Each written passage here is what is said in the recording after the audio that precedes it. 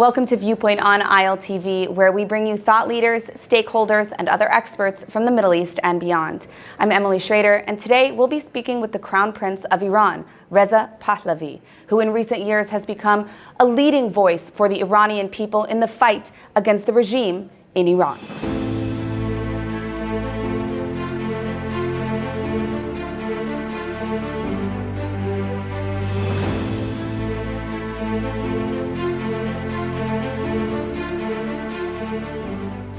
Your Highness, it's an honor to have you with us. The Crown Prince of Iran, Reza Pahlavi, thank you for joining us today. Now, I want to start by asking you, there's a lot of people speaking about the Gaza war, but the agenda of the Islamic Republic, of course, extends far beyond just Israel and their terror proxies. Do you think that the West understands the nature of the Islamic Republic? And if not, how can we help educate them? Well, the most important factor in understanding the nature of the regime is look at its behavior and consistency in its behavior ever since its existence.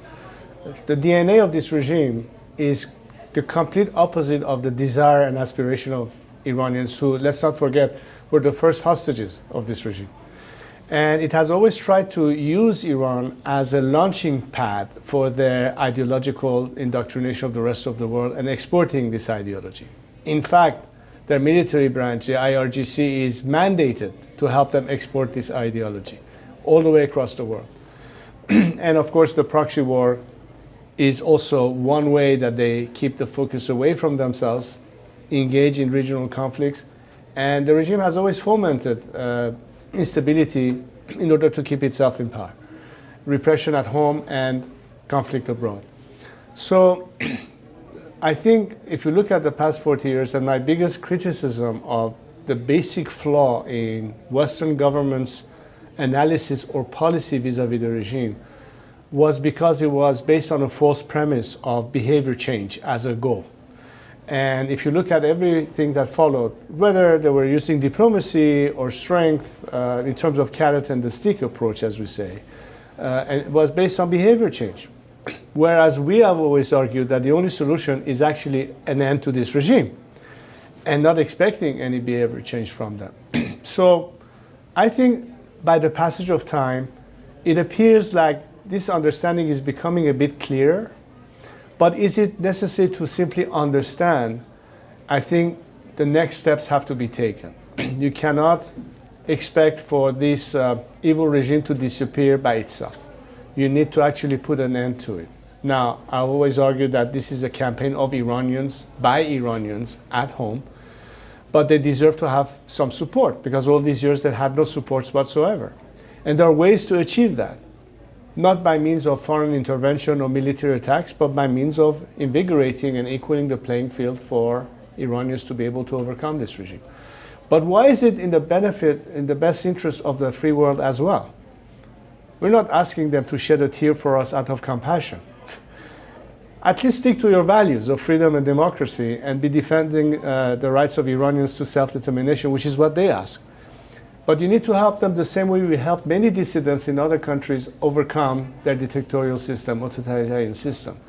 And it's consistent with the same approach, that if you believe that Iranians deserve to have the same freedoms that you as Westerners enjoy in your countries, then don't let them be thrown under the bus by cutting a deal with this regime that represses them, that kills them, that tortures them, that executes them, that shoots bullets into the eyes of their young people. And instead say, we are in solidarity with you, we will help you overcome.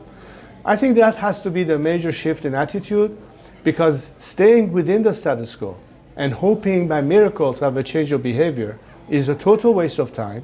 And as we're getting more critically close to the red line of nuclear threat, and we don't explore an opportunity of having change before resorting to more dire measures, that would be such a historically criminal thing to do. And Iranians are saying to the whole world, we are on your side, why don't you come and help us? Now, you've spoken quite a bit about maximum pressure on the regime and maximum support for the Iranian people, as you alluded to in the previous question. I'm wondering what that actually looks like in terms of policy. What can the West actually do to have policies that will support the people and promote regime change?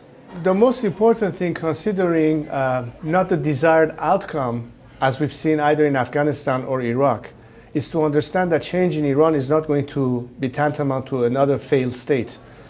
Because the Iranian people are ready for that change, and have demonstrated their capability if given the chance. That's the whole premise of our argument, that Iranians are ready for change. That if we have a scenario whereby we can guarantee the maximum defections of elements stuck with the regime that don't believe in this regime any longer, and they want to be part of the solution, that's the best way to guarantee a smooth transition without having, at the end of the day, post-regime, a situation of anarchy and disorder.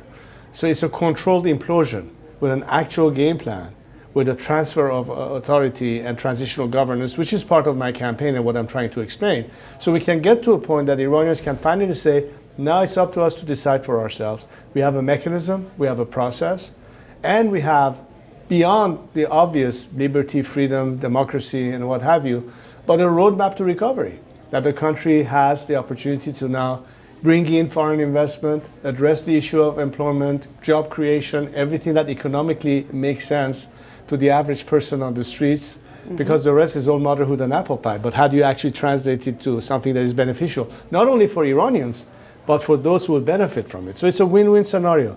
That makes much more sense than hoping that this regime, with its corrupt mafia in charge, continuing its proxy wars, is going to offer any better solution than it had in the past 40 years. There has to be that change of paradigm. When it comes to the state of Israel, there have been some voices within Israel who have advocated for separatism as a means of weakening the regime. Now, of course, this isn't the case. In a way, it actually strengthens the regime. This is a conspiracy that the regime itself has spewed for years in order to, cut down the dissidents and undermine them, saying that people want to divide Iran. Why is separatism wrong? Why is this actually a way of strengthening the regime? Well, first and foremost, to give the regime an excuse to crack down even more in the name of, protecting the land. But Iranians in nature are proud of their past and history.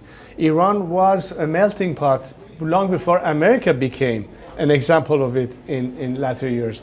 For centuries, we had ethnic groups, different religions live under the same roof side by side and in peace. That was the nation state that Iran was for centuries. And to this day, especially when you look at the Mahsa Amini situation and the revolution, in the four corners of Iran, they were treating it as a national cause. It was not a Kurdish issue or an Azerbaijani issue and so on and so forth. Now, there are separatists. I believe that the numbers are minimal. There are fringe arguments, but they're given too much a platform, and that's dangerous, and I tell you why.